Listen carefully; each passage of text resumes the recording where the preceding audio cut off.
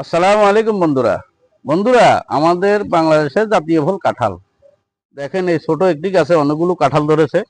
এই কাঁঠালের পরিপূর্ণ হেফাজতের জন্য, নিরাপত্তার জন্য মানুষ অনেক কিছু ব্যবহার করে। ইনশাআল্লাহ অনেকগুলো কাঁঠাল ধরেছে, প্রায় 20-30টা। ছোট একটা গাছ এখানেও ধরেছে, উপরেও আছে অনেকগুলো কাঁঠাল। এই কাঁঠালগুলোর নিরাপত্তার জন্য, সুস্থ সুন্দরভাবে বড় হওয়ার জন্য এরকম জাল ব্যবহার করে সব আমরা এই রাখতে পারি। কাঠবিড়ালি আক্রমণ থেকে, পোকা মাকড়ের আক্রমণ থেকে আমরা যদি রক্ষা করতে পারি, সবগুলো কাঁঠাল আমরা পরিপূর্ণভাবে ফাঁকা পর্যন্ত নিরাপদে পাবো।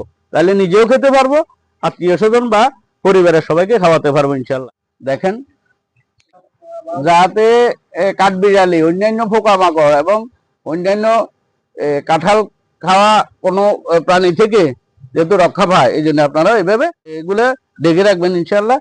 ডেকে রাখবেন এভাবে, যেহেতু বাতাস আপ ডাউন করতে পারে, এই জন্য সুযোগ সুবিধা দিতে হবে। না হলে বাতাস যদি অক্সিজেন ব্যবহার না ঢুকতে পারলে কাঁঠাল বড় হবে না।